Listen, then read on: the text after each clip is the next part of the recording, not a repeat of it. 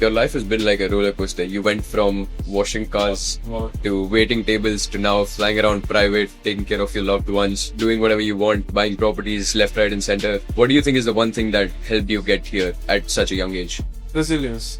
But if someone like me trying to do and doesn't have that kind of money to Yes. experiment and test and learn from people, then he would be end up saving reels and just trying to figure out by himself. At no point in the process you would feel lost as to, oh, what am I putting out next or where am I leading? And it's not just for business owners who want to get business deals. There's going to be multiple outcomes. Like, let's say for creators trying to get brand deals, Fluence is going to suggest content accordingly. And even for people selling info, like Fluence is going to suggest content that is going to help you sell info. How do you guys see all this money making thing right now? Like everybody is a billionaire by the age of 19, then otherwise they're a failure. How do you cope up with this whole thing? From the little success that I've had, I've seen two sides of it. One side is when I'm back home or when I'm with other people my age in, let's say, Mumbai and stuff. And like for them, it's like, bro, you're making tens of thousands of dollars at 19. Like for them, it's the biggest thing possible in the world. Like I'm the biggest success. And then there's the other side where you like see people online. Like I have a 16-year-old client who does like 200K a month. So I'm like, okay. Then you get humbled there. How's it going?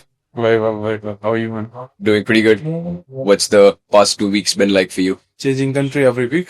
Mhm. Or less. Phuket in 1 week for Phuket, 1 week in Nepal, and here in India.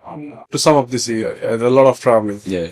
How has this year been for you so far? First 6 months was locked in and Sydney most of the time and just working. To be honest, we have gone through a lot of changes, building team structure, systems, and we end our financial year in Australia June 30th. So after that, it's more or less traveling. I see you traveling a lot the past couple months. Any reason why that's so? I was trying to taking time off from regular life and able to see and meet other people. And we had some business as well ongoing. We had one meeting I had in Kenya. So everywhere I go, there's a business, bit of work, and then on the same time we get to enjoy all of it. So a lot of people your age who are making this kind of money, they spend more into materialistic things. Like they buy Rolexes or they buy cars and stuff like that. But I see you spend a lot of money on experiences. Why do you think that's more important? I think it has to be done where you come from and where you hang out. Usually my friends group are, if you see, there are very less people of my age. Most of them are like 5 years, 10 years older than me. When I sit with them, so technically I cannot compete with them, but then I speak to them and they say, we talk about car, watch and all, but nothing excites them. They like to buy real estate. They like to set up the trust, invest in family, friends, healthcare, travel and buy back their time. So, and that's where the actual satisfaction comes from. I think there's a part in all of us who would like to show off, buy all these shiny things. I've done it all. That doesn't last for very long. So when you get chance, when you make money in early age, when you get chance to be a part where you can be shiny and just trying to look for attention from outside world, or be at peace within yourself and take care of your loved ones, family, team, and set yourself up for next 10 years. So you don't really have to work the same way you are working now. You've been through a lot of ups and downs. You've got it, you've lost it, you've got it, you've lost it. How does it feel now finally to be at a stage where you're like 100% stable and growing at a very rapid pace? Last year was very much into growth and I was keeping my head down and just doing it work. So this year is all about digesting it. All in all, there was no one to guide me throughout the process. So that's where my struggle and my journey of making it has taken a bit long time. It's not your usual story of making at age of 21. All in all, very happy with the progress right now. More content with the progress I have made and happy. And Okay. If you could live in one country, like you can't leave that country for the rest of your life, what country would that be? that's a tricky question for now because I haven't seen half of the world. Australia? For now, Australia. But I still think Australian dream is alive. And if you work hard for like 3, 4, 5 years straight in a row, you might make it, whenever you don't need to be like the best in the room or the most intelligent. If you just follow certain rules and some structure and you head down for 5 years, I think you can make it there easily. We Hindus, so we follow the Gita part of it, they say ek Janam Bhumi and then there's one Karam Bhumi. Karam Bhumi is always my India. I love India. My Karam Bhumi, I can say, is Sydney because that's where I built it all. So I do have that respect now. You told me that fun story if you want to share with the audience. When you looked down, you want to tell that story to the audience. What happened? There was this DeFi summer going on. Okay, I think it was 2020 or 2021. So I was working at a restaurant for 10-12 hours and then coming back home and then looking at the charts for 6-7 hours and sleeping for 4 hours only. So made money, you know, everything was up, and then comes the NFTs, then you make money again. So I was riding this whole wave like very nicely and smoothly. The portfolio was somewhere around $500,000, I guess, but then lost it all overnight. You know, the market crash and all that stuff happened. Straight to zero? Not straight to zero, like $500 or like $1,000, $2,000, $3,000 something. But you don't want to take that out because you still have a hope in you that you can make it. And in this between, I was living in Surrey Hills. This day, picked up my laundry, got ready and all that stuff, and then come to the restaurant and suddenly I realized, I check my bank and I have $10 left in it. I have to catch a tram from Surrey Hills to Haymarket, and which again probably take $2, $3, $4, you know, and then the coffee is $3 and the breakfast is $10. Okay. But I'm only left with $10. What would you do in this situation? I would probably be crying. Yeah, I know. I'd freak out for sure. But then the question was, should I get a coffee and get on a tram? Or I shouldn't do anything and just get on a tram. But I end up choosing an option which is, I got my breakfast for $10 and then walk to the office from there. And this is not about the money. This is about me not accepting a loss. In my mind, I'm not losing. Whatever my bank tells, whatever the people tell me, whatever the charts keep telling me, my portfolio keep telling me, but inside, you know that you haven't lost it all because I think the hunger was there, energy was there. So as long as we are young, we shouldn't be worried about what people are going to say. Your life has been like a roller coaster. You went from washing cars to waiting tables to now flying around private, taking care of your loved ones, doing whatever you want, buying properties left, right, and center. What do you think is the one thing that helped you get here at such a young age? Resilience. But every time you have to be very sharp. If you can see something clearly that this might be the possibility, then you should go out and, you know, try. Do not accept the present if you do not like it. You don't have to. You will find out that you are good at something and then use it to your leverage, you know. We all do have something. Yep. I think that's absolutely great. So, we have a difference of 5-6 years. We are same age of my younger brother. How do you guys see all this money making thing right now? Like everybody is a billionaire by the age of 19, then otherwise they're a failure. Like, how do you cope up with this whole thing, right? You know? From the little success that I've had, I've seen two sides of it. One side is when I'm back home or when I'm with other people my age in, let's say, Mumbai and stuff. And like for them, it's like, bro, you're making tens of thousands of dollars at 19. Like for them, it's the biggest thing possible in the world. Like I'm the biggest success. So that's one side where I feel like, oh, I'm the man. And then there's the other side where you like see people online. Like I have a 16-year-old client who does like 200K a month. So I'm like, okay. Then you get humbled there.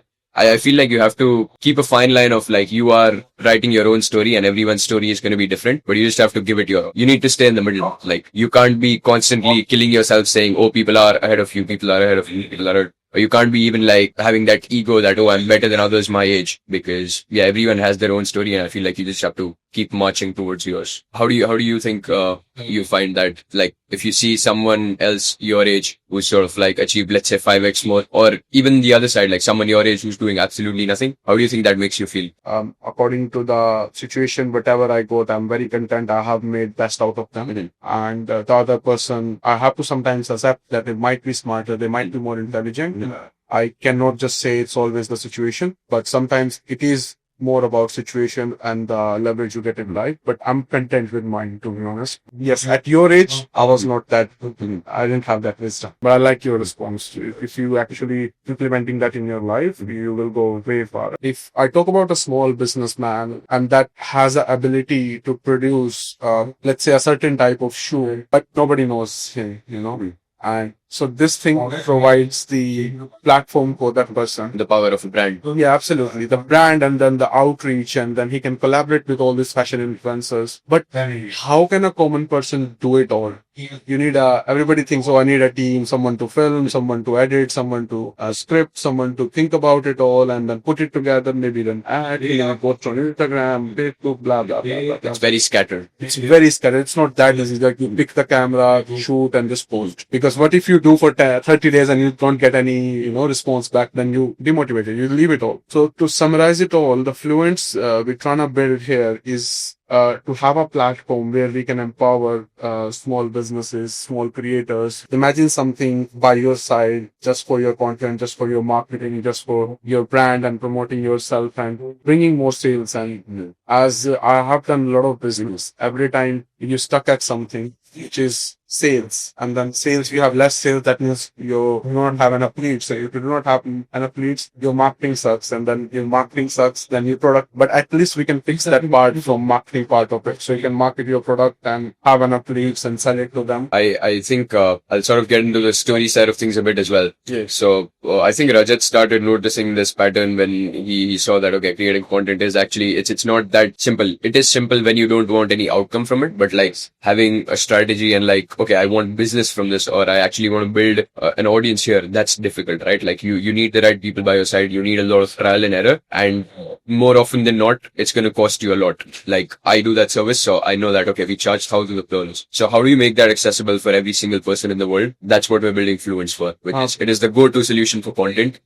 All people have to do, log on to Fluents, put your information in, and you're going to get help with every single thing that you need to produce good content. And then do that repeatedly for a fraction of the price, right? Absolutely. And we have the best engineers working on it, and we're working on a product side of it. So we love the whole process. Of course, I love building it, If you're a tech nerd, if you know your way around tech, AI, and just systems and everything, just comment down below with your email address or something. We'll reach out. Like content is going to be a source of marketing for the rest of your life. If you're a founder, or even if you're just getting started, or you're 18 and in college, or you're 50 years old and you don't know how to navigate around Instagram, like there should be one stop to just all of your problems. Yeah. And our goal is to just make it as user friendly as possible. Absolutely. But if someone like me trying to do and doesn't have that kind of money to experiment and test and learn from people, then he would be end up saving reels and just trying to figure out by himself. And God knows if he do it or if it doesn't, he'll get demotivated along the way. So at no point in the process you would feel lost as to, oh, what am I putting out next, or where am I leading? And it's not just for business owners who want to get business deals. There's going to be multiple outcomes. Like let's say for creators trying to get brand deals, Fluents is going to suggest content accordingly. And even for people selling info, like Fluents is going to suggest content that is going to help you sell info. Of course, we'll do our best to put the best product out there, but we'll be open to suggestions. We'll keep you guys updated on every single part of the process. So far, I think it was the Dubai trip where we sort of talked about this. So Rajat came to me and we sort of like, I remember it was in the Amani cafe at Dubai Mall. We took this piece of paper, we took a pen, and we just listed down everything that we thought we wanted Fluents to be. Till that part, I was a bit skeptical about, okay, software is hard. But like once we had that clarity on paper, I was like, okay, I want to build this. Like regardless of, like both of us have decided like Fluents is not going to be bread and butter for us. Like it's not our main food. It's something that we're saving for long term. Like I don't want a single dollar of the profits. I want to reinvest everything. But like build something that's bigger than just us. Like something which there is a mission to. So the Dubai trip, we planned, okay, let's go all in on this. Since then, it's been a lot of research, a lot of back and forth as well. Main step is to just lock the right team in. Who do you think is your favorite artist? Drake stands out a lot because if you go listen his old song, that makes so much sense. I remember that one line from Churchill Downs, which is like my anthem till now. It's the first line itself. Sometimes when I sit back and really let it register, I did everything I said I would and said it first. Which is something that resonates with me a lot. What's your favorite Drake song? As I say, his verse in Churchill Downs. Yeah. And I can relate to a lot. I mean, Resistance, yes, this is a lot. Headlines, I can go on and on and on. I feel like Headlines and Churchill Downs too are, and God's Plan as well. God's Plan is the best. At 17, I wanted everything that I in store. At 23, I wanted. That's true for you as well, right? Absolutely. It was a full circle moment. Current or small, long both. Like people said, right? Like there's a Drake song for every mood. I used to say the same thing to my mom, that world is waiting for me. Yep. And whenever I go out to these new places, and I send her pictures and videos, she say, this is exactly what it looks like. You should tell me stories when you were a kid. If you can think of something and say it loud in their words, then you should definitely go and try, give it a shot. I wanted to mention something which I have listened a lot when I was of your age. Guy named Naval Ravikant. Everybody heard of him. Indo-American genius. And recently, I mean, I can go on and on and on what he says, what he talks about, and how much I implement that in my life. And the thing you said about the spending and lavish life and all, the main thing is that live below your means. Whatever money you make would not be enough for you. So that you can go deep and we can talk more about it. But one thing when it comes to fluence marketing and sales, because that's where I built my most of my career around, from the ground, traditional businesses. So coming to the point where he says recently, he said, if you suck at sales, you probably suck at marketing. And if you suck at marketing, you probably suck at product. And which makes so much sense. People are paying, oh, run my ads, get me leads, get me this, get me that. If you just sit with your product and fix it, like make the best out there in the market, choose a market segment for it. And from there, you go reverse engineer and market exactly same way for that target market. And from there, tell me if sales is not happening, probably you just need to change the salesperson. That's all. Everything is right there. And the same thing, same strategy we're going to apply to Fluence as well. And we want to pass on this message to the people who will be, who's looking forward to do this. And again, we will be able to, if we be able to try to create an ecosystem where we can actually help people inside Fluence, not just creating content, from the end goal of it, selling to it, and the product part. That would be the biggest dream. I mean, if we could ever achieve that, yes. I feel like that's the main goal. Like there should be no part of the process that happens outside of Fluence. Yes. Everything inside Fluence itself, which is a major goal for us. No, I was so marketing part was never a problem, and putting it out, design, product, that I understand very well. So tech part, because we don't really come from a tech background, now that we have Lucan in our team, that makes us even more confident that we can do and achieve and make the best product out there. And it's not about the money all the time. It can be small things as well. And everyone should go push the throttle to the max. I'm not sure. I don't know how I would feel at 30, but I'm very content right now that I have pushed myself to that level. And that's what I tell my brother, to my loved ones and my friends who are at younger age. And I tell you as well that push the throttle to a limit. Like SaaS, crypto, whatever you see in front of you, just make sure you go and try. Make sure you go and try. There's nothing that will make you harm, or you will always come out of it bit better, 100%. bit more wiser. If you get lucky, bit more wealthier. And lucky is the definition of all this. So if someone asks you to define luck, this is all luck. Alright guys, that's it for the video. I think next we're gonna follow up with you guys in Dubai. Absolutely. Yeah, so in 2-3 days. Yeah, in 2 to 3 days. Dubai is gonna be fun. It's gonna be a movie this time. Absolutely. 100%. Alright. Pleasure as always. See you guys. Yes.